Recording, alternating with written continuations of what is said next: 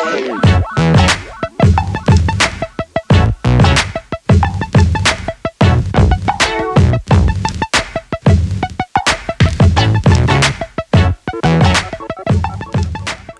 everyone, and welcome to my first ever hand discussion video, The Deuce is Loose. As the title suggests, the topic of this first video is Deuce to 7 triple draw. I believe that of all the draw games, this one is the most commonly known and played.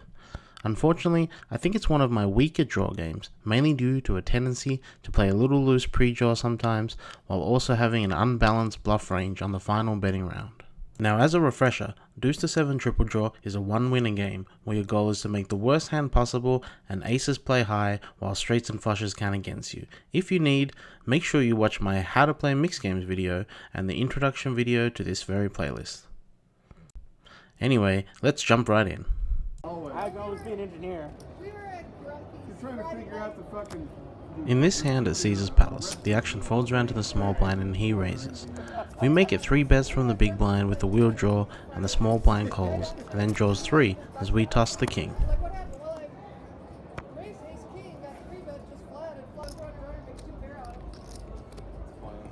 The small blind checks dark and we bet dark before peaking down at a 9.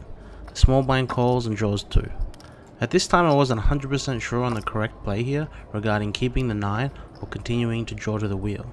In hindsight, I think it's close, but with the 2 draw ahead of us, maybe the correct play is to pat.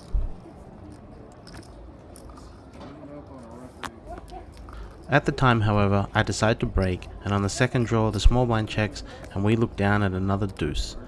Now there is an argument to betting here as a semi-bluff, but the chances are that my opponent will have improved and will either check call or even check raise and force us to put in another bet if he's made a hand. So consequently I check behind and now the small blind stands pat and I draw 1. The small blind checks, and when a player takes this kind of line, he normally has a hand that he wants to go to showdown with, but isn't strong enough to value bet. The normal ranges in this kind of spot would be a rough 8 at the top side and probably a jack at the bottom end from the way this hand has played out. Now when I peel another pair, this is a spot where I should be betting, as I have 0 showdown equity. We already identified our opponent's hand range, and in this spot, if we bet the river after his check, our perceived hand strength is on the stronger side, following some playing history between us, but also the fact that we made it 3 bets to go and have been drawing 1 the whole way. Unfortunately, I checked behind and he tabled a 10-8 low and scooped the pot. It's tough to say if he would have looked us up if we bet, but I would lean to guessing that he would have folded such a rough hand to our bluff. This is just a solid example of how a small mistake here and there can cost you a pot that you could have easily won. In this second hand, we're battling the same player we encountered in the first hand. From the cutoff, he raises to 12 and we 3-bet our button to 18, holding a 1-card draw to an 8-7 low. The cutoff calls and draws 2 and we draw 1. This is another standard bet situation once our opponent checks, but this time we make a hand we're willing to continue with, as we find a 6 to make the 14th strongest Deuce to 7 hand. I didn't set that. No, you can't set your own hand. Someone has to set it for you. The rules. I'm kangaroo mate. The cutoff calls and draws 2 again as we stand pat. He checks, we bet $12 and he calls and draws 1 now. Now heading into the final betting round, our plan is to normally check behind. Yes, we can bet for value again, but it would be super thin as we wouldn't normally get looked up by too many hands that we beat. Maybe one of the 4 remaining worst rough 8s might call, but the calling range here in this game will basically be everything we lose to. Either way, the cutoff signals to fold, we table our hand to scoop the $82 pot.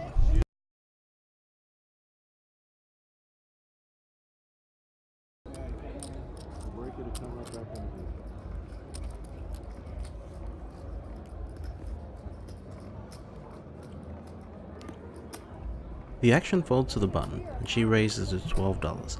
Both the small blind and us in the big blind call. Now my hand is pretty ugly, but the one thing I do in these low limit mixed games is defend lightly from the big blind for 1 bet if I have a decent enough draw to the nuts or close enough to it.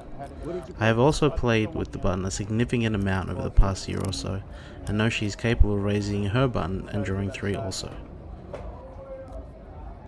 She raised? She did. I call. Call. Had a rough roll, but I made it. You made some money? Yeah, 4th place. Good for you. Thank you. saw you sitting over there. But the small blind and us draw 3 and the button draws 2. We check to her and she continuation bets with the small blind calling and us improving to a rough 8 draw. I think it's too marginal to check raise here out of position and too weak of a play to just fold, so we call and draw 1 after the small blind draws 2 and the button improves her draw to 1 as well.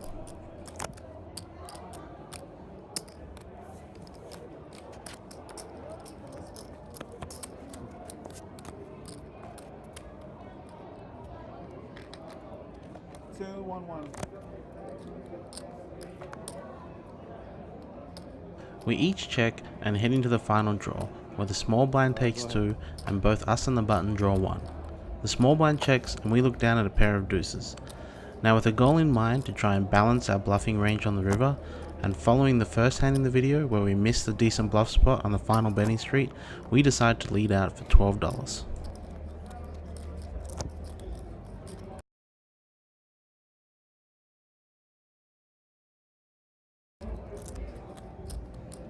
Now it definitely looks strong leading out into 2 players, but as I mentioned previously, I do have a lot of history with the player on the button, so this may not have been the best spot, as she is definitely capable of looking us up with a weak hand. It's extremely unlikely that we would win this pot against 2 players once we pair, so I believe it's the right spot to lead out and pressure both opponents into making a hand that they can call with. I bet the button looks us up with a fairly smooth 10 low and the small blind folds. In hindsight, I still think it's the right bet, but it just happened to be against the wrong player who was capable of looking us up on the lighter side.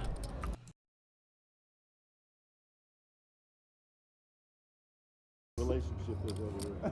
Try to be gentle on the other people. I'm gentle to a lot. There's a few. Okay. There's a few. I get it. If I can get a dig in, I will. In the final hand of the video, we're involved in a multi-way pot, where the villain from the previous hand limps in from middle position and the cutoff raises. We look down at a strong 1 card draw to a 7 and 3 bet the button to $18 to try and isolate the cutoff and take the hand heads up. It is indeed.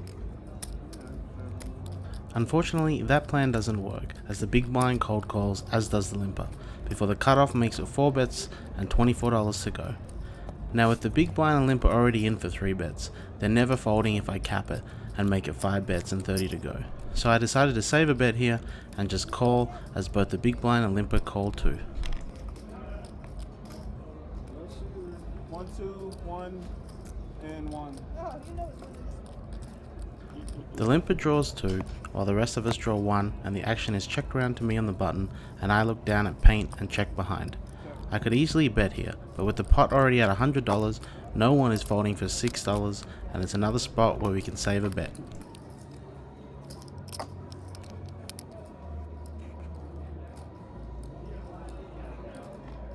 I'll trade you, David. We all draw 1 again, and it's checked around to me, and again I look down at a paint card. Now here is a spot where I could bet, and since I have position, if I get called and people are still drawing, I could just pat and pray with this weak hand, and maybe even bluff the river if necessary. But with 3 opponents, I'm sure at least one player has improved enough to try and get to showdown, so I chicken out and check behind also. everybody checked. 4 bets in. I got my back. I got my back. I break my back. 1, everybody's getting 1. I went king, king, queen. I mean, I went pair back. Queen, king. Alas, I was wrong, as everyone again draws 1, and we check around for the 3rd time, with the limper tabling a 10-8 low to scoop the pot. Since it was the same player that picked off my bluff in the previous hand, I doubt she would have folded if I tried to bluff again. If played differently, there were definitely some lines we could have taken that would put us in position to potentially scoop the hand, but as they say, you can't win them all. Don't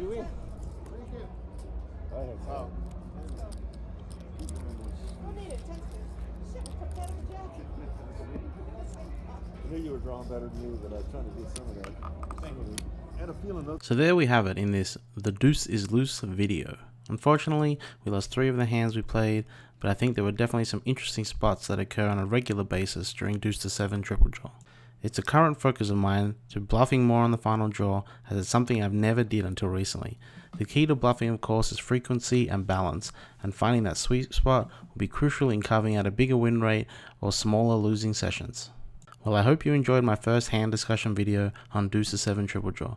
The next one is on my favorite game, Badoogie, and as always, don't forget to subscribe to the channel, like and share the videos, and leave a comment down below.